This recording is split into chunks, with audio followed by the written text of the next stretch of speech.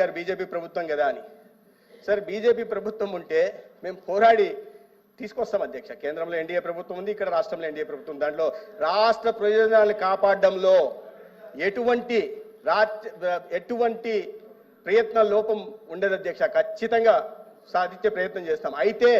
అయితే ఈ ఆర్థిక వనరులు ఈ రాష్ట్రంలో ఉన్న పరిస్థితుల దృష్ట్యా ఒక్కసారిగా 600 పులివెందుల కళాశాలే తీసుకుంటాను అధ్యక్ష. 500 కోట్లు ఖర్చు పెట్టాల్సి ఉంది, 293 కోట్లు ఖర్చు పెట్టారు అధ్యక్ష. ఇంకా 207 కోట్లు 2 నెలల సమయంలో ఖర్చు పెట్టడం సాధ్యమవుతుందా? చెయ్యాలన్నా కూడా కాంట్రాక్టర్లు చేయగలడా? ఇవన్నీ కూడా పరిగణలో తీసుకోవాలి అధ్యక్ష. వీటిని దృష్టిలో పెట్టుకొని మాడాల్సింది. ఎక్కడ కూడా ఇస్తామన్న కళాశాలల్ని వెనక్కి మాకు వద్దు అని చెప్పే ఈ ప్రయత్నం ఈ ప్రభుత్వం చేయలేదు అధ్యక్ష. అదే సమయంలో గౌరవ సభ్యులు అడిగారు కాబట్టి సమాధానం చెప్పాల్సింది అధ్యక్ష.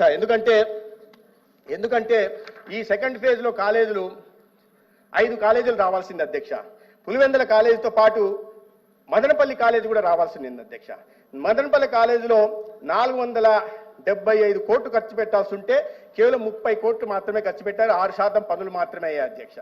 వీటితో ఎలా కళాశాల తీసుకురావాలి? ఈ విద్యా సంవత్సరానికి మొదలు కావాల్సింది అధ్యక్ష. ఈ విద్యా సంవత్సరం మొదలు కావాల్సింది మొదలు కాలేదు అధ్యక్ష. అదేవిధంగా నేను మొన్న కూడా చెప్పాను అధ్యక్ష, మార్కాపురంలో కూడా 475 కోట్లు ఖర్చు పెట్టాల్సి ఉంటే 46 పెట్టారు. 10% మాత్రమే పనులు అయ్యాయి అధ్యక్ష. ఇంకా 90% పనులు మౌలిక సదుపాయాల కల్పన జరగాలి అధ్యక్ష. ఈ నేపథ్యంలో ఎలా కళాశాలను మొదలు పెట్టగలం? అదేవిధంగా నేను ఇంకోటి చెప్తున్నాను అధ్యక్ష, ఈ మా ఆదని కూడా 10% 47 కోట్లు మాత్రమే ఖర్చు పెట్టారు అధ్యక్ష.